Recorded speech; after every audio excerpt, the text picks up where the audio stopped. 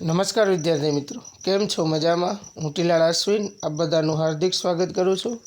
આપણે ધોરણ 9 પ્રકરણ 12ની અંદર ધ્વનિની અંદર જોયું કે સામાન્ય રીતે ધ્વનિ એક પ્રકારનું ઉર્જાનું સ્વરૂપ છે।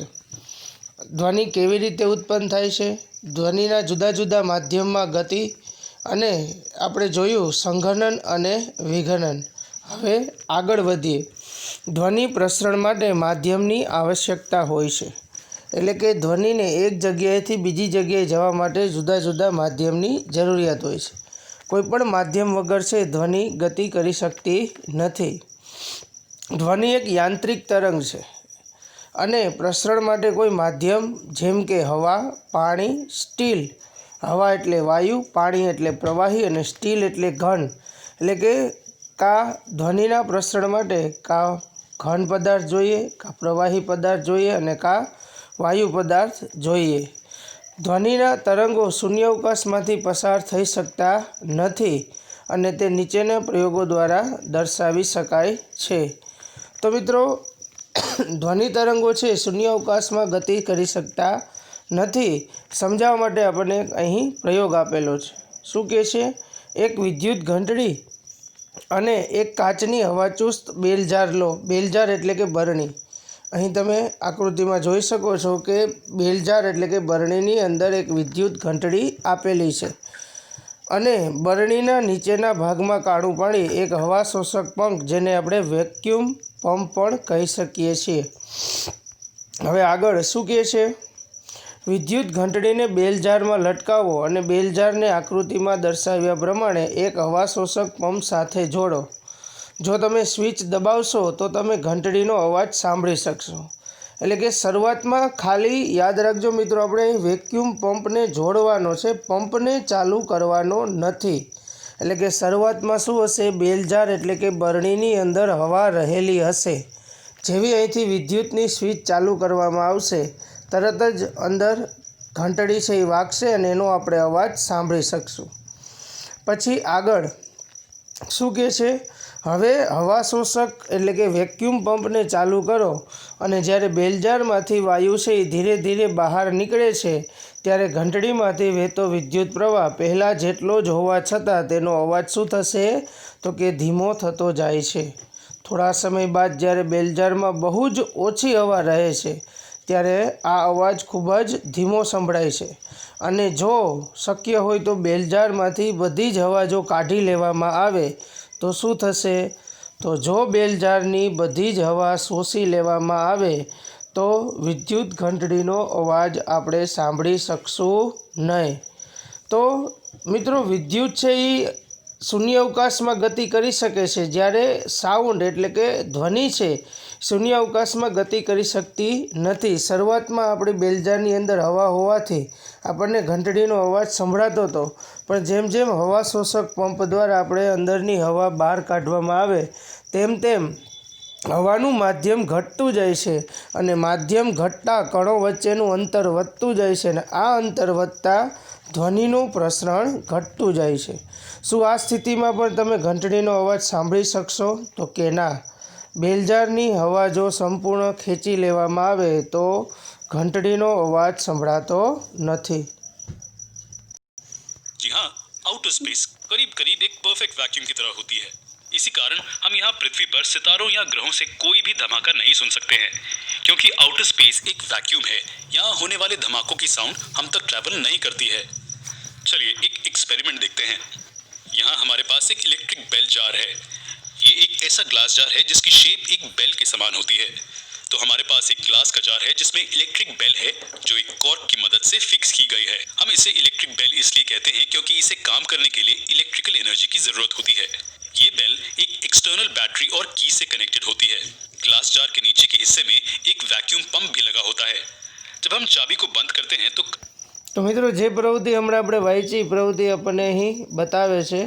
આપણે જોવાનું છે કે જ્યારે હવા આ બેલજારની અંદર હોય છે ત્યારે આપણે સાઉન્ડ સાંભળી શકીએ છીએ, અવાજ સાંભળી શકીએ છીએ, પણ જ્યારે હવા આ બેલજારમાંથી બહાર કાઢી લેવામાં આવશે ત્યારે આપણને ધ્વનિ છે એ ધીમે ધીમે ઓછો સંભળાય। करंट बहने लगता है और हथौड़ा गोंग पर लगता है और ये ऐसा होता रहता है। यहाँ हमें साउंड साफ सुनाई देती है। अब हम हवा को वैक्यूम पंप के जरिए ग्लास जार से बाहर पंप करना शुरू कर देते हैं। क्या साउंड और तेज हो रही है या ये कम हो रही है? जी हाँ, साउंड कम हो रही है। हम देख सकते हैं कि जैसे जैसे जार में हवा की मात्रा कम हो जाती है, साउंड की इंटेंसिटी भी घटती जाती है। हम ये देख सकते हैं कि हथौड़ा गोंग पर मार रहा है, लेकिन जो साउंड हमें सुनाई दे रही है वो बहुत ही धीमी है। ऐसा इसलिए है क्योंकि जब हम हवा को बाहर निकालते हैं तो हम ग्लास जार के अंदर एक वैक्यूम बनाते हैं। नोट कीजिए कि हमने पहले कहा था कि हम 100% वैक्यूम नहीं बना सकते हैं, इसलिए हम ग्लास जार से सारी हवा नहीं निकाल सकते हैं। इसलिए हमें यहाँ कुछ हल्की सी साउंड सुनाई देती है। हम यही एक्सपेरिमेंट अलार्म क्लॉक को यूज करके भी कर सकते हैं। इलेक्ट्रिक बेल के बजाय हम ग्लास जार के अंदर एक बजती हुई अलार्म क्लॉक रख देते हैं। इस केस में हमें बैटरी या की जरूरत नहीं है। शुरुआत में हमें अलार्म की आवाज सुनाई देगी, लेकिन जब हम जार से हवा को बाहर निकालने की कोशिश करते हैं तो साउंड की इंटेंसिटी कम हो जाती है और साउंड कम हो जाती है। नोट कीजिए कि यहाँ एक ऐसी अलार्म क्लॉक ले जो आसानी से ग्लास जार में जा सके। चलिए एक और एक्सपेरिमेंट करते हैं जो आप अपने घर पर भी कर सकते हैं। एक खाली ग्लास और एक सेल फोन लें। इस सेल फोन को खाली ग्लास में रखें। किसी को इस फोन पर कॉल करने के लिए कहें। आप क्या नोटिस करते हैं? जी हाँ, आपको साउंड तेज और साफ सुनाई देगी। अब अगर आप अपने हाथों को इस तरह से ग्लास के खुले हिस्से के चारों ओर रखते हैं और ग्लास से हवा को निकालने की कोशिश करते हैं, तो क्या आप उसी इंटेंसिटी से साउंड को सुनते हैं? क्या अब साउंड धीमी हो रही है? जी हाँ, हम देख सकते हैं कि जैसे ही हम हवा को ग्लास से निकाल देते हैं तो साउंड कम हो जाती है। और ऐसा क्यों होता है? ये इसलिए क्योंकि जब हम हवा को निकाल देते हैं तो ग्लास में वैक्यूम बन जाता है। હવે પ્રશ્નો પહેલો, તમારી શાળાનો ઘંટ ધ્વનિ કેવી રીતે ઉત્પન્ન કરે છે તે સમજાવો। તો મિત્રો, શાળાની અંદર સામાન્ય રીતે અત્યારે તો ઇલેક્ટ્રિક બેલ હોય છે જે વિદ્યુત દ્વારા કાર્ય કરે છે, પણ સામાન્ય જે આપણે મંદિરમાં ઘંટ હોય છે, જ્યારે એ ઘંટને એકબીજા સાથે અથવાડીએ છીએ ત્યારે એ કંપન ઉત્પન્ન થાય છે, જેના કારણે અવાજ એટલે કે ધ્વનિ ઉત્પન્ન કરે છે। બીજો પ્રશ્ન, ધ્વનિ તરંગોને યાંત્રિક તરંગો કેમ કહે છે? કારણ કે ધ્વનિ તરંગના પ્રસરણ માટે માધ્યમની જરૂર હોવાથી તેને યાંત્રિક તરંગો કહે છે। તો મિત્રો, આ ખાસ યાદ રાખજો। આ યાંત્રિક તરંગોની વ્યાખ્યા જો આપણને ક્યાંય પૂછાય તો આપણે કહી શકીએ કે જે તરંગોને પ્રસરણ માટે માધ્યમની જરૂર હોય છે તેવા તરંગોને યાંત્રિક તરંગો કહે છે। અને ત્રીજો, માની લો કે તમે તમારા મિત્ર સાથે ચંદ્ર પર ગયા છો। ક્યાં જવાનું છે? ચંદ્ર પર। શું તમે તમારા મિત્ર દ્વારા ઉત્પન્ન કરવામાં આવેલ ધ્વનિ સાંભળી શકશો? તો શું જવાબ આવશે? ચંદ્ર ઉપર વાતાવરણ નથી, અને વાતાવરણ ન હોય તો ધ્વનિનું પ્રસરણ થશે નહીં, અને જો ધ્વનિ પ્રસરણ પામશે નહીં તો આપણે એનો અવાજ સાંભળી શકશું નહીં। હવે ધ્વનિ તરંગો સંગત તરંગો છે। તો જોઈએ આપણે પ્રવૃત્તિ 12.4। એક સ્લંકી એટલે કે લાંબી સ્પ્રિંગ લો અને તેના એક છેડે તમારા મિત્રને પકડવાનું કહો અને બીજો છેડો તમે પકડો। હવે લાંબી સ્પ્રિંગને આકૃતિ 12.6 એમાં દર્શાવ્યા પ્રમાણે ખેંચો અને હવે તેને તમારા મિત્ર તરફ અચાનક ધક્કો આપો। એટલે કે આવી રીતે એ આકૃતિમાં બતાવેલું છે તેવું બંને મિત્રને ખેંચવાનું છે અને બી આકૃતિમાં છે તેવી રીતે એને ધક્કો મારવાનો છે। તો તમે અહીં જોઈ શકો છો કે અમુક જગ્યાએ સ્પ્રિંગ છે એ નજીક નજીક છે, તો અમુક જગ્યાએ સ્પ્રિંગ છે એ છૂટી છૂટી છે। તો જ્યાં નજીક છે એને આપણે સંઘનન કીધું અને જ્યાં છૂટો ભાગ છે એને આપણે વિઘનન કીધું હતું। તો આગળ તમે શું જોયું? તમે શું જુઓ છો? તો કે જો તમે તમારા હાથથી સ્લિંકીને સતત આગળ પાછળ એક પછી એક ધક્કો મારતા તથા ખેંચતા રહેશો તો તમે શું જોશો? તો સામાન્ય રીતે આપણે આવી રીતે તરંગ જોઈ શકીએ છીએ। જો તમે સ્લંકી પર એક ચિહ્ન લગાવી દો તો તમે જોશો કે સ્લંકી પર લગાવેલ ચિહ્ન વિક્ષોભનના પ્રસરણની દિશાને સમાંતર આગળ પાછળ ગતિ કરે છે। તો આ રીતે સામાન્ય રીતે જો અહીં કોઈ ચિહ્ન લગાડવામાં આવે તો સામાન્ય રીતે એ ચિહ્ન છે એ સ્પ્રિંગની આજુબાજુ જેમ અત્યારે સ્ક્રીન હલે છે તેમ આગળ પાછળ આપણને ગતિ થતી જોવા મળશે। હવે અહીં આ પ્રકારની જે ગતિઓ છે એના નામ આપેલા છે કે એવા વિસ્તારો કે જ્યાં સ્લંકીના આટાઓ પાસે આવી જાય છે, એટલે કે આટાઓ એકબીજાની નજીક હોય છે તેને સંઘનન, તથા જે વિસ્તારમાં સ્લંકીના એટલે કે સ્પ્રિંગના આટાઓ દૂર દૂર ગોઠવાય છે તેને વિઘનન આર કહે છે. આપણે જાણીએ છીએ કે કોઈ માધ્યમમાં ધ્વનિ સંઘનન અને વિઘનન સ્વરૂપે પ્રસરણ પામે છે. હવે આપણે સ્લંકીમાં વિક્ષોભનના પ્રસરણની કોઈ માધ્યમમાં વિક્ષોભનના સંચરણ સાથે તુલના કરી શકીએ છીએ. આ તરંગોને સંગત તરંગો કહે છે અને આ તરંગોમાં માધ્યમના કણોનું સ્થાનાંતરણ સંચરણની દિશાને સમાંતર થાય છે. એટલે કે ધ્વનિ તરંગો છે એ સંગત તરંગો કહી શકાય છે. કણ એક સ્થાનથી બીજા સ્થાન સુધી ગતિ નથી કરતા, પરંતુ પોતાના સમતોલન સ્થાનની આસપાસ એટલે કે આગળ પાછળ દોલનો કરે છે. તો એ મિત્રો ખાસ યાદ રાખજો, સંગત તરંગોમાં કણ ગતિ નથી કરતો, પણ એક કણ બીજા કણને ધક્કો મારી જેમ સ્ક્રીમ કેમ હલે છે તેમ પોતાના સ્થાનની આજુબાજુ આગળ પાછળ ગતિ કરી અને સામાન્ય રીતે દોલનો કરે છે.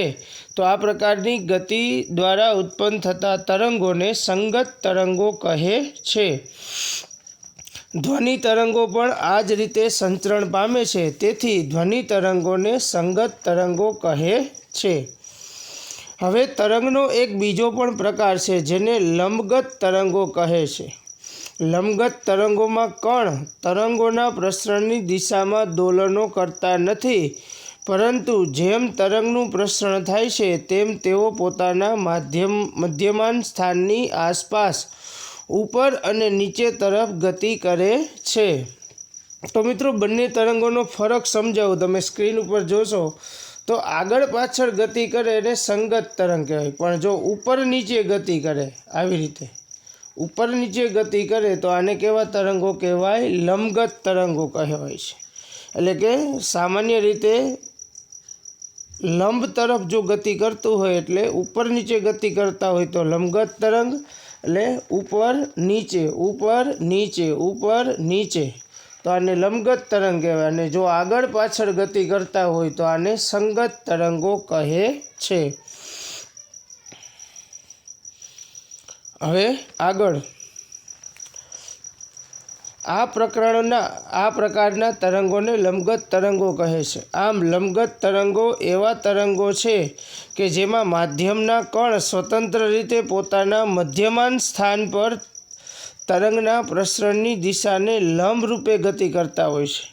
અને પ્રકાશનું કિરણ છે એ લંબગત તરંગ છે, જે પોતાના મધ્યમાન સ્થાનની આજુબાજુ ગતિ કરતા હોય છે. પરંતુ પ્રકાશના દોલનો માધ્યમના કણો અથવા તો તેને દબાણ કે તેની ઘનતાને લીધે થતા નથી. પ્રકાશના તરંગો યાંત્રિક તરંગો નથી. તમે લંબગત તરંગો વિશે વધારે માહિતી આગળના ધોરણમાં મેળવશો, એટલે કે 10મા ધોરણમાં અને 11-12 સાયન્સની અંદર વધારે પ્રકારે લંબગત તરંગો વિશે આપણે શીખીશું. પરંતુ અત્યારે આપણે ધ્વનિના તરંગો એટલે કે સંગત તરંગો વિશે જાણવાનું છે. હવે આ ધ્વનિ તરંગોના ગુણધર્મો. તો આપણે કોઈ ધ્વનિ તરંગને તેની આવૃત્તિ દ્વારા, કંપ વિસ્તાર અને ઝડપ વડે વર્ણવી શકીએ છીએ. તો મિત્રો આ 3 વસ્તુ છે એ ખાસ અગત્યની છે: આવૃત્તિ, કંપ વિસ્તાર અને સામાન્ય રીતે કહીએ તો તરંગની ઝડપ. ધ્વનિ તરંગને આલેખ સ્વરૂપે આકૃતિ 12.8c દર્શાવેલ છે. 12.8c આ ધ્વનિના તરંગો છે, બરાબર. સામાન્ય રીતે પોતાના સ્થાનની આજુબાજુ ઉપર નીચે ગતિ કરે છે. ઘનતાનો ફેરફાર છે, દબાણનો ફેરફાર છે અને એને આલેખ સ્વરૂપે રજૂ કરેલ છે. હવે જોઈએ આપણે, જે દર્શાવે છે કે જ્યારે ધ્વનિ તરંગ કોઈ માધ્યમમાં ગતિ કરે છે ત્યારે સમય સાથે ઘનતા અને દબાણમાં કેવા પરિવર્તિત થાય છે. કોઈ નિશ્ચિત સમય પર માધ્યમની ઘનતા તથા દબાણ તેમના સરેરાશ મૂલ્યથી ઉપર તથા નીચે અંતરની સાથે બદલાય છે.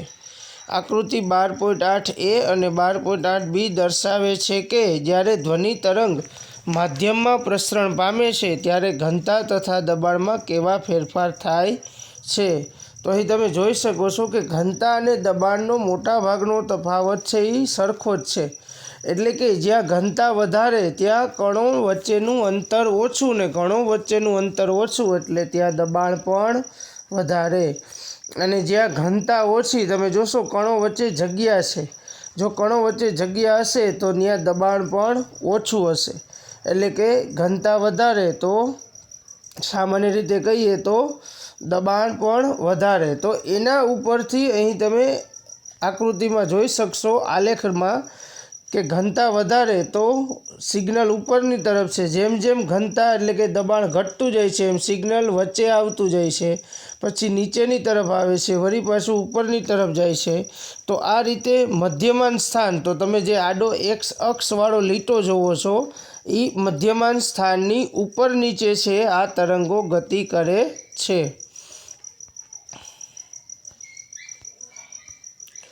પછી આગળ સંઘનન એવું ક્ષેત્ર છે કે જ્યાં કણ પાસે આવી જાય છે. એટલે કે જ્યાં સંઘનન થતું હશે ત્યાં કણો એકબીજાની નજીક હશે, જેને વક્રના ઉપરના ભાગ તરીકે દર્શાવેલ છે. જે આપણે હમણાં જ જોયું, જે ટોચનો ભાગ છે એ સામાન્ય રીતે શું બતાવે છે, ઉપરનો ભાગ છે એ સંઘનન, અને ટોચ મહત્તમ સંઘનનના ક્ષેત્રને દર્શાવે છે. આમ સંઘનન એવું ક્ષેત્ર છે કે જ્યાં ઘનતા અને દબાણ કેવું હોય છે, બંને વધારે હોય છે. વિઘનન છે એ નિમ્ન દબાણનું ક્ષેત્ર છે, એટલે વિઘનન છે એ ઓછા દબાણનું ક્ષેત્ર છે, જ્યાં કણ એકબીજાથી દૂર ફેલાઈ જાય છે, જેને ખાડા વડે દર્શાવેલ છે, જેને વક્રમાં નીચેના ભાગ વડે દર્શાવવામાં આવે છે. એટલે કે જ્યાં સંઘનન છે ત્યાં વક્ર કેવો છે, ઉપરની તરફ, અને જ્યાં વિઘનન છે ત્યાં વક્ર નીચેની તરફ છે. બરાબર. તો તમે જોઈ શકો છો ઉપરનો જે ભાગ છે એને શૃંગ કહેવાય છે અને નીચેનો ભાગ છે એને ગર્ત કહેવાય છે. શૃંગ એટલે સંઘનન અને ગર્ત એટલે ખાડો, ખાડો એટલે વિઘનન. અહીં શૃંગ એટલે ઉપરનો ભાગ, ટોચનો ભાગ, અને ગર્ત એટલે નીચેનો ભાગ.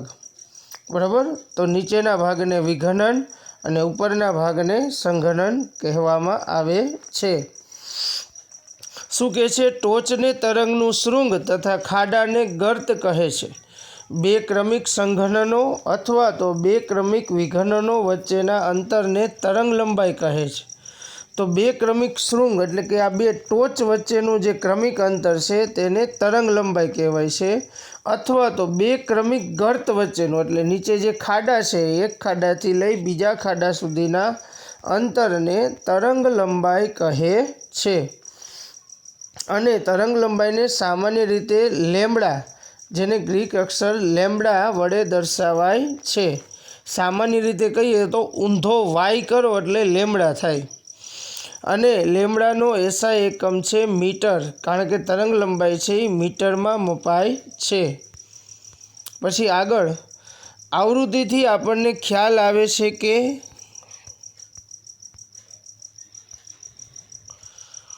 આવૃત્તિથી આપણને ખ્યાલ આવે છે કે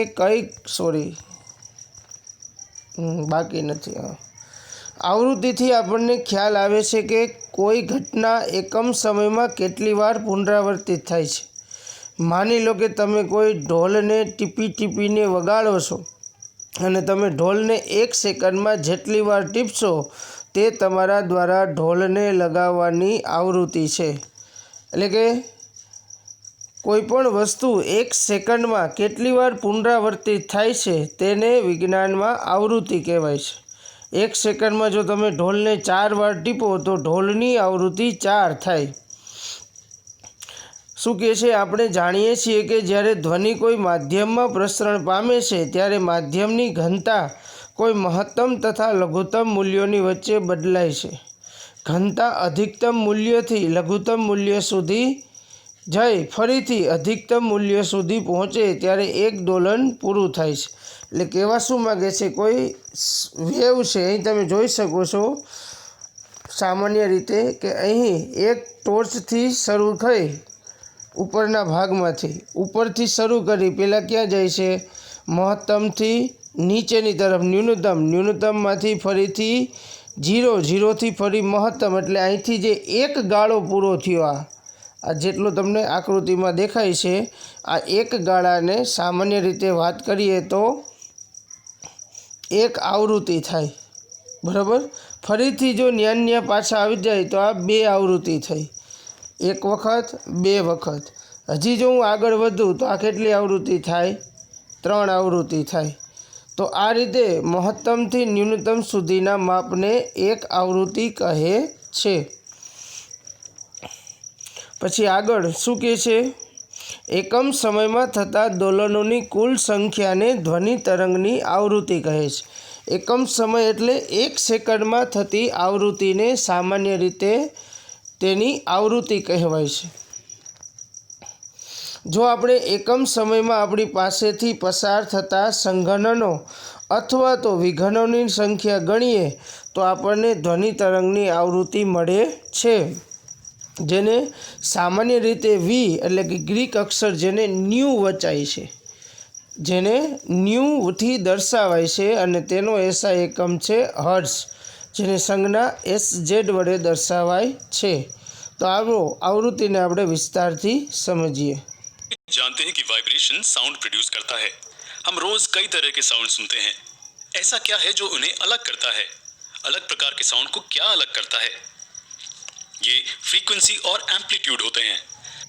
जो भी साउंड आप सुनते हैं उसमें कुछ एम्पलीट्यूड और फ्रीक्वेंसी होती है. अगर आप इनमें से किसी भी एक को बदलते हैं तो आपको एक अलग साउंड सुनाई देती है. इन टर्म्स का क्या मतलब होता है? एम्पलीट्यूड. તો મિત્રો અહીંયા આપણને બે સમજવાનું છે, ફ્રીક્વન્સી એટલે આવૃત્તિ અને એમ્પ્લિટ્યૂડ એટલે આયામ. આ બંનેને આપણે સમજવાનું છે.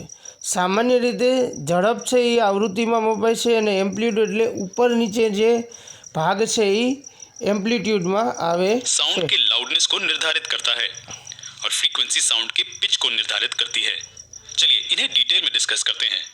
किसी निश्चित समय में बार बार एक ही चीज के होने की संख्या को हम फ्रीक्वेंसी कहते हैं. चलिए हम आपको एक आसान एग्जाम्पल देते हैं. यहाँ एक बस है जो इस बस स्टॉप पर हर 5 मिनट में आती है.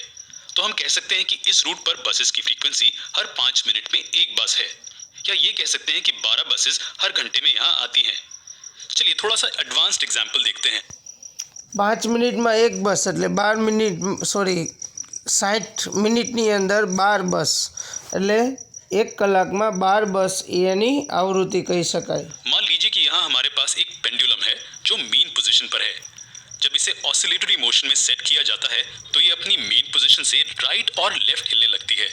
हम ये कब कह सकते हैं कि ये एक वाइब्रेशन पूरा करता है? चलिए इसे स्लो मोशन में देखते हैं. ये एक वाइब्रेशन तब पूरा करता है जब ये मीन पोजीशन से इस पॉइंट तक हिलता है जो राइट की ओर है, और फिर ये मीन पोजीशन को पार करता है इस पोजीशन तक जो कि लेफ्ट की ओर है, और अंत में मीन पोजीशन पर वापस आ जाता है. जी हाँ, अब एक वाइब्रेशन पूरा हो चुका है. हमें वाइब्रेशन को अच्छे से समझने की जरूरत है. ये शुरुआत में मीन पोजीशन पर होता है, फिर राइट की ओर जाता है, फिर लेफ्ट की ओर, और फिर वापस मीन पोजीशन पर आ जाता है. ये एक वाइब्रेशन है. તો આ રીતે કોઈ પણ પેન્ડ્યુલમ છે એ એક ચક્કર પૂરું કરે એટલે એને એક વાઇબ્રેશન કહેવાય. જો આ 1 સેકન્ડમાં એક ચક્કર પૂરું કરે તો એની આવૃત્તિ 1 હર્ટ્ઝ, 1 સેકન્ડમાં 2 પૂરા કરે તો આવૃત્તિ 2 હર્ટ્ઝ, 1 સેકન્ડમાં 10 પૂરા કરે તો એની આવૃત્તિ 10 હર્ટ્ઝ કહી શકાય. ये 1 सेकंड में कितने वाइब्रेशंस पूरे करता है? इस क्वेश्चन का आंसर है फ्रीक्वेंसी ऑफ वाइब्रेशन. जी हाँ, फ्रीक्वेंसी ऑब्जेक्ट के वाइब्रेशंस या ऑसिलेशंस की मात्रा है 1 सेकंड में, जब उसे ऑसिलेटरी मोशन में सेट किया जाता है. इसे हर्ट्ज में मेजर किया जाता है और इसे ऐसा लिखा जाता है. हम 1 हर्ट्ज को कैसे डिफाइन कर सकते हैं? 1 वाइब्रेशन पर सेकंड 1 हर्ट्ज होता है. तो अगर ये पेंडुलम 1 सेकंड में 2 बार वाइब्रेट होता है तो इसकी फ्रीक्वेंसी क्या होगी? ये 2 हर्ट्ज होगी. उसी तरह अगर ये पर सेकंड में 3 बार वाइब्रेट होता है तो इसकी फ्रीक्वेंसी 3 हर्ट्ज होगी. हमने पहले कहा था कि फ्रीक्वेंसी साउंड की पिच को डिफाइन करती है, लेकिन साउंड की पिच क्या होती है? पिच साउंड की परसेप्चुअल प्रॉपर्टी है जो हमें ये पहचानने में मदद करती है कि साउंड ज्यादा है या कम है. जी हाँ, ये ऐसा कुछ है जिसे बस तो मित्रों आवृत्तिने આપણે સમજી કે 1 સેકન્ડમાં જેટલી વાર કોઈ વાઇબ્રેશન થાય એને આવૃત્તિ કહેવાય છે। હવે પીચ શું છે એ ખાસ સમજવાનું છે। તો પીચ છે એ અવાજ છે એ ધીમો છે કે એકદમ ફાસ્ટ છે એ નક્કી કરે છે। અવાજ એક જ વ્યક્તિનો છે, આપણે ધીમું બોલીએ કે ફાસ્ટ બોલીએ તો આપણી આવૃત્તિ નહીં રહે છે પણ આપણી પીચ બદલાઈ જાય છે। જો ધીમું બોલતા હશું તો પીચ કેવી હશે? ઓછી હશે, અને જો ઝડપથી એટલે કે જોરથી बोलता हूँ तो पिच केवी हसे अपनी मोटी हसे। परसीव किया जा सकता है। मान लीजिए कि हमारे पास एक पियानो है और हम कीज के इस सेट को देख रहे हैं। लेफ्ट हैंड की तरफ जो की है उसे प्रेस कीजिए और फिर एक की जो राइट हैंड की तरफ है उसे प्रेस कीजिए। क्या आप साउंड में कुछ फर्क देख सकते हैं? लेफ्ट की कीज से आने वाली साउंड कम है और राइट से आने वाली साउंड ज्यादा है। जब हम लेफ्ट साइड के किसी भी कीज को प्रेस करते हैं तो हमें कम पिच पर साउंड सुनाई देती है, और जब हम राइट साइड के किसी भी कीज को प्रेस करते हैं तो हमें ज्यादा पिच पर साउंड सुनाई देती है। ऐसा क्यों होता है? ये इसलिए होता है क्योंकि जब हम लोअर एंड कीज को प्रेस करते हैं तब पियानो के अंदर स्ट्रिंग्स कम फ्रीक्वेंसी के साथ वाइब्रेट होते हैं, और जब हम हायर एंड कीज को प्रेस करते हैं तब ये ज्यादा फ्रीक्वेंसी के साथ वाइब्रेट होते हैं। जितनी ज्यादा फ्रीक्वेंसी उतनी ज्यादा पिच, और जितनी कम फ्रीक्वेंसी उतनी कम पिच। एक जरूरी नोट, साउंड के लाउडनेस के साथ ज्यादा और कम साउंड्स को रिलेट करने का प्रयास ना करें। ये सब अलग हैं। तेज साउंड की पिच कम हो सकती है और कम साउंड की पिच ज्यादा हो सकती है। एग्जाम्पल के तौर पर ब्लैक बोर्ड पर चौक से होने वाली साउंड की पिच ज्यादा होती है लेकिन ड्रम के साउंड के मुकाबले में कम होती है। ड्रम की पिच कम होती है लेकिन लाउडनेस ज्यादा होती है। चलिए अब एम्पलीट्यूड के बारे में बात करते हैं। हम यहाँ एक पेंडुलम का एग्जाम्पल लेते हैं। हर वाइब्रेशन में ये स्टार्टिंग पोजीशन से कुछ दूरी कवर करता है। ये दूरी समय के साथ कम हो जाती है और अंत में बॉब वाइब्रेट होना बंद हो जाता है। इस मैक्सिमम दूरी को एम्पलीट्यूड कहा जाता है। जी हाँ, एक बॉब द्वारा उसकी मीन पोजीशन से ट्रैवल की गई मैक्सिमम दूरी को एम्पलीट्यूड ऑफ वाइब्रेशन कहा जाता है। तो इस केस में ये दूरी एम्पलीट्यूड होगी। नोट कीजिए कि दूरी जो हम मेजर कर रहे हैं वो मीन पोजीशन से है, कहीं और से नहीं है। पेंडुलम की जगह अगर हम एक ट्यूनिंग फोक लें तो क्या आप हमें ये बता सकते हैं कि एक ट्यूनिंग फोक का एम्पलीट्यूड ऑफ वाइब्रेशन क्या होगा? जी हाँ, इसका एम्पलीट्यूड इसकी मीन पोजीशन से इसकी टाइम्स की मैक्सिमम डिस्प्लेसमेंट होगा। जब हम एक ट्यूनिंग फोक को वाइब्रेट करते हैं तो हमें इसकी वाइब्रेटिंग टाइम्स से प्रोड्यूस हुई साउंड सुनाई देती है। लेकिन क्या होगा अगर हम इसे ज्यादा फोर्स से वाइब्रेट करें तो हमें एक तेज साउंड सुनाई देगी। आप देख सकते हैं कि टाइम्स ज्यादा एम्पलीट्यूड से वाइब्रेट कर रहे हैं। यहाँ एक इंटरेस्टिंग चीज है, वाइब्रेशन का एम्पलीट्यूड जितना ज्यादा होगा साउंड की लाउडनेस भी उतनी ही ज्यादा होगी। એટલે કે જેટલું વાઇબ્રેશન એટલે કે જેટલું એમ્પ્લિટ્યૂડ વધારે એટલું સાઉન્ડ એટલે કે આપણને વધારે અવાજ સંભળાશે। સામાન્ય રીતે આપણે લગ્ન પ્રસંગમાં જે ડીજે હોય છે તો ડીજેનો જે અવાજ છે એકદમ મોટો હોય છે, તો એનો અર્થ એમ કે એનું એમ્પ્લિટ્યૂડ વધારે હોય છે। જેટલું એમ્પ્લિટ્યૂડ વધારે એટલો અવાજ વધારે દૂર સુધી જઈ શકે। जी हाँ, तो अगर ट्यूनिंग फोक ज्यादा एम्पलीट्यूड से वाइब्रेट होता है तो लाउडनेस भी ज्यादा होगी। तो अगर साउंड तेज है तो इसका मतलब कि एम्पलीट्यूड ज्यादा है, और अगर साउंड कम है तो इसका मतलब कि एम्पलीट्यूड कम है। साउंड की लाउडनेस एम्पलीट्यूड के स्क्वायर से प्रोपोर्शनल होती है। अगर एम्पलीट्यूड दुगना हो जाता है तो लाउडनेस 4 गुना हो जाती है। अगर एम्पलीट्यूड એટલે ખાસ યાદ રાખજો મિત્રો કે લાઉડનેસ એટલે કે જે ઘોંઘાટ છે એ એમ્પ્લિટ્યૂડના વર્ગ જેટલો હોય છે। સામાન્ય રીતે જો તમે એમ્પ્લિટ્યૂડ ડબલ કરો તો એનો અવાજ છે એ 4 ગણો થઈ જાય છે। ओरिजिनल का 3 गुना है तो लाउडनेस 9 गुना हो जाती है। इस सेक्शन में डिस्कस करने के लिए एक और जरूरी कॉन्सेप्ट बचा है और उसे टाइम पीरियड ऑफ वाइब्रेशंस कहते हैं। अगर एक ऑब्जेक्ट एक ऑसिलेशन 1 मिलीसेकंड में पूरा करता है तो यहाँ टाइम पीरियड 1 मिलीसेकंड होगा। अगर वो एक ऑसिलेशन 10 मिलीसेकंड्स में पूरा करता है तो यहाँ टाइम पीरियड 10 मिलीसेकंड्स होगा। चलिए आज पढ़े हुए सभी कॉन्सेप्ट्स को रिव्यू करते हैं। हमने फ्रीक्वेंसी के बारे में बात की जो वाइब्रेशंस की मात्रा है पर सेकंड में जब एक ऑब्जेक्ट को वाइब्रेटरी मोशन में सेट किया जाता है। ये पिच को निर्धारित करता है। एम्पलीट्यूड मैक्सिमम दूरी है जो एक बॉडी उसकी मीन पोजीशन से कवर करती है जब उसे वाइब्रेटरी मोशन में सेट किया जाता है। और टाइम पीरियड एक ऑसिलेशन या वाइब्रेशन को पूरा करने के लिए ऑब्जेक्ट द्वारा लिया गया टाइम है। तो मित्रों આપણે વિડીયો દ્વારા જુદા જુદા સાઉન્ડમાં એમ્પ્લિટ્યૂડ, ફ્રીક્વન્સી અને પીચ આના વિશે થોડા ઘણી માહિતી મેળવી। હવે આગળ બે ક્રમિક સંઘનનો કે બે ક્રમિક વિઘટનોને કોઈ નિશ્ચિત બિંદુ પાસેથી પસાર થવા માટે લાગતા સમયને તરંગનો આવતકાળ કહે છે। આવતકાળ એટલે ફ્રીક્વન્સી। તમે કહી શકો કે માધ્યમની ઘનતા એક સંપૂર્ણ દોલન માટે લીધેલ સમયને ધ્વનિ તરંગનો આવતકાળ કહે છે અને આવતકાળને ટાઈમ પીરિયડ એટલે કે ટી સંજ્ઞાથી દર્શાવાય છે અને તેનો એસઆઈ એકમ છે સેકન્ડ. આવૃત્તિ તથા આવતકાળ વચ્ચેનો સંબંધ નીચે પ્રમાણે દર્શાવાય છે. તો આવૃત્તિ બરાબર 1/માં આવતકાળ. આવૃત્તિ એટલે ન્યૂ બરાબર 1/T એટલે આવતકાળ સેકન્ડ. એટલે કે બંનેનો એકબીજા સાથે વ્યસ્ત સંબંધ છે. કોઈ ઓર્કેસ્ટ્રામાં વાયોલિન તથા વાંસળી એકસાથે વગાડવામાં આવે છે. બંને ધ્વનિ એક જ માધ્યમમાં ગતિ કરી આપણા કાન સુધી સમાન સમયમાં પહોંચે છે. તો મિત્રો, કોઈ ઓર્કેસ્ટ્રાની પાર્ટી હોય તો એ ઓર્કેસ્ટ્રાની અંદર વાયોલિન અને વાંસળી બંને સાથે વાગતા હોય છે. બંને સરખા જ માધ્યમમાં, કારણ કે જ્યાં ઓર્કેસ્ટ્રા હશે ત્યાંથી આપણી દૂરી બંનેની સરખી જ હશે અને સમાન માધ્યમમાં જ આપણા કાન સુધી સમાન સમયે જ પહોંચે છે. સ્ત્રોતોને જો ધ્યાનમાં લીધા સિવાય ઉત્પન્ન થતો ધ્વનિ સમાન વેગથી ગતિ કરે છે, પરંતુ જે ધ્વનિઓ આપણે સાંભળીએ છીએ તે જુદા જુદા હોય છે. એટલે કે ઓર્કેસ્ટ્રાની અંદર વાયોલિનનો અવાજ અલગ હોય છે, જ્યારે વાંસળીનો અવાજ અલગ હોય છે. તો આનું કારણ છે ધ્વનિ સાથે સંકળાયેલા જુદા જુદા ગુણધર્મો છે. પીચ આ પૈકીનો એક ગુણધર્મ છે. બરાબર. કોઈ ઉત્સર્જિત ધ્વનિ આવૃત્તિનું આપણું મસ્તિષ્ક કેવું અર્થઘટન કરે છે તેને પીચ કહે છે. કોઈ સ્ત્રોતમાં કંપન જેટલી ઝડપથી થાય છે તેની આવૃત્તિ તેટલી જ વધારે હોય છે. એટલે મિત્રો યાદ રાખજો, પીચ અને આવૃત્તિ બંને સાથે સંબંધ ધરાવે છે. જે સિગ્નલની પીચ વધારે તેની આવૃત્તિ પણ વધારે અને જે સિગ્નલની પીચ ઓછી તેની આવૃત્તિ પણ ઓછી. તથા શું કહે છે, તેની આવૃત્તિ તેટલી જ વધારે હોય છે તથા તેની પીચ પણ વધારે હોય છે. તેવી જ રીતે જે ધ્વનિની પીચ ઓછી હોય છે તેની આવૃત્તિ પણ ઓછી હોય છે, જે આકૃતિ 12.9માં દર્શાવેલી છે.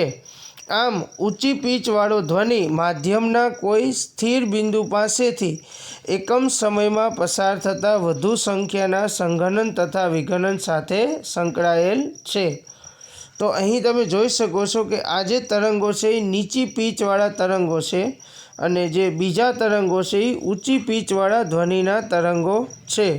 તો મિત્રો અહીં તમે જોઈ શકો છો કે જેની આવૃત્તિ ઓછી એની પીચ પણ ઓછી છે અને અહીં જોઈ શકો છો કે જેની આવૃત્તિ વધારે એની પીચ પણ વધારે છે. પછી આગળ, વિવિધ આકાર તથા અવસ્થાઓ ધરાવતી વસ્તુઓ જુદી જુદી આવૃત્તિઓ સાથે કંપન કરે છે તથા જુદી જુદી પીચ ધરાવતો ધ્વનિ ઉત્પન્ન કરે છે. એટલે કે જેની આવૃત્તિ અને જેની પીચ અલગ અલગ હશે તો એનો અવાજ પણ અલગ અલગ જોવા મળશે. કોઈ માધ્યમમાં પ્રારંભિક અવસ્થાની કોઈ એક બાજુ રહેલા મહત્તમ વિક્ષોભના સરેરાશ મૂલ્યને તરંગનો કંપ વિસ્તાર કહે છે. એટલે કે કોઈ માધ્યમમાં પ્રારંભિક અવસ્થાની કોઈ એક બાજુ રહેલા મહત્તમ વિક્ષોભને, એટલે કે સૌથી વધારે ઉપર કેટલું જાય છે એને એનો સામાન્ય રીતે કંપ વિસ્તાર કહે છે અને તેને સામાન્ય રીતે એ સંજ્ઞા વડે દર્શાવાય છે જે આકૃતિ 12.8cમાં દર્શાવેલ છે. અહીં તમે જોઈ શકો છો કે આ તરંગનો કંપ વિસ્તાર એટલે જેને એમ્પ્લિટ્યૂડ કહેવાય છે. આ ધ્વનિ છે એ એક્સ અક્ષથી કેટલું ઉપર અને કેટલું નીચે જાય છે એ એનો કંપ વિસ્તાર કહેવાય છે.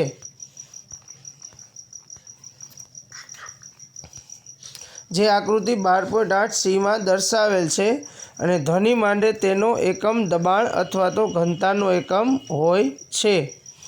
ધ્વનિની પ્રબળતા અથવા તો મૃદુતા તેના કંપ વિસ્તારથી જાણી શકાય છે. જો કોઈ ટેબલ પર ધીમેથી મૂકો મારો તો તમને એક મૃદુ ધ્વનિ સંભળાશે, કારણ કે આપણે ઓછી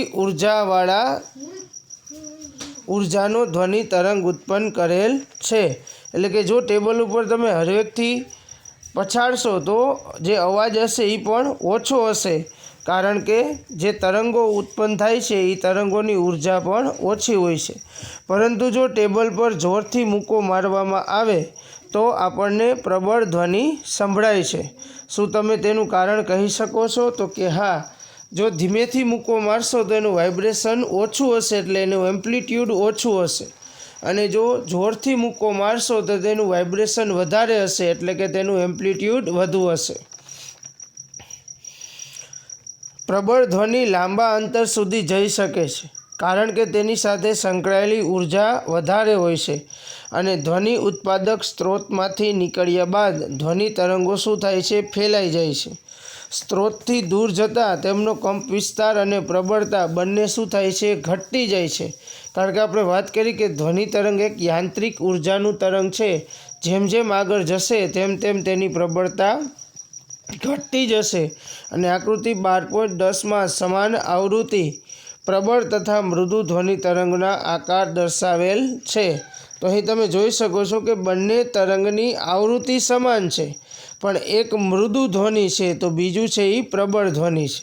એટલે કે જ્યાં પીચ છે ત્યાં પીચ છે, જ્યાં શૃંગ છે ત્યાં શૃંગ છે, ને જ્યાં ગર્ત છે ત્યાં ગર્ત છે. એટલે કે એની આવૃત્તિ સરખી છે, સમય સાથે એનું ટ્રાવેલિંગ સરખું છે, પરંતુ એક ધ્વનિ છે એ મૃદુ છે તો બીજો ધ્વનિ છે એ સામાન્ય રીતે પ્રબળ ધ્વનિ છે.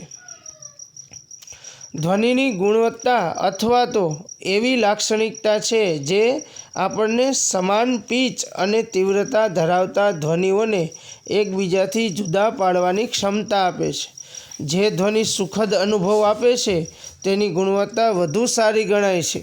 એટલે કે સામાન્ય રીતે જે મૃદુ ધ્વનિ હશે એ આપણા કાનને સાંભળવા માટે એકદમ મજા આવશે અને આપણને સુખદ અનુભવ આપે છે, તેની ગુણવત્તા વધુ સારી ગણાય છે. અને એક જ આવૃત્તિ ધરાવતા ધ્વનિને ટોન કહે છે. એક આવૃત્તિઓના મિશ્રણથી ઉત્પન્ન થતા ધ્વનિને સ્વર કહે છે. તો મિત્રો, એક પ્રકારનો જે ધ્વનિ ઉત્પન્ન થાય એને ટોન કહેવાય, અને આવા ટોનના મિશ્રણથી સામાન્ય રીતે સ્વર બને છે, અને તે સાંભળવા કર્ણપ્રિય હોય છે. એટલે કે તે જે સ્વર છે એ આપણને સાંભળવા માટે કાનને ગમતા હોય છે. ઘોંઘાટ એટલે કે નોઇસ છે એ કર્ણપ્રિય હોતા નથી. મ્યુઝિક સાંભળવામાં સુખદ અને ઉચ્ચ ગુણવત્તા ધરાવે છે. હવે કેટલાક પ્રશ્નો અહીં આપણને પૂછ્યા છે કે તરંગનો કયો ગુણધર્મ નીચે દર્શાવેલ બાબતો નક્કી કરે છે? પ્રબળતા અને બી પીચ.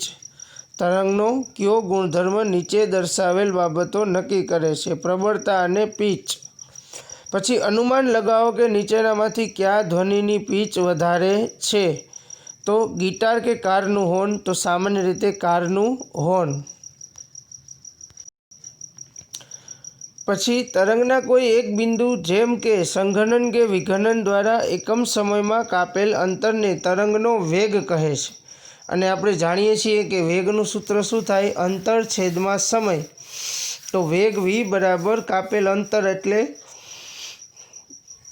લેમડા, એટલે કે એની તરંગ લંબાઈ, છેદમાં સમય એટલે તેનો આવતકાળ t. અહીં લેમડાને ધ્વનિ તરંગની તરંગ લંબાઈ કહે છે, અને તે ધ્વનિ તરંગ દ્વારા આવતકાળ એટલે કે t જેટલા સમયમાં કપાયેલ અંતર દર્શાવે છે. તો અહીં શું કર્યું? 1/tની જગ્યાએ આપણે હમણાં જ એક સૂત્ર જોયું હતું કે લેમડા અને મ્યુ અને તરંગ લંબાઈનો વ્યસ્તનો સંબંધ છે. મ્યુ બરાબર 1/t. તો અહીં શું કર્યું? એને જે 1/t છે એની જગ્યાએ શું મૂકી દીધું? મ્યુ. એટલે કે વેગ v બરાબર લેમડા વ્યુ, એટલે કે વેગ બરાબર તરંગ લંબાઈ ગુણ્યા આવૃત્તિ. આપેલ માધ્યમમાં સમાન ભૌતિક પરિસ્થિતિમાં ધ્વનિનો વેગ બધી જ આવૃત્તિ માટે લગભગ સમાન હોય છે. એટલે કે આપેલ માધ્યમમાં સમાન ભૌતિક પરિસ્થિતિ, એટલે કે ભૌતિક પરિસ્થિતિ જો બદલાય નહીં તો ધ્વનિનો વેગ બધી આવૃત્તિ માટે લગભગ સમાન હોય છે. આભાર વિદ્યાર્થી મિત્રો.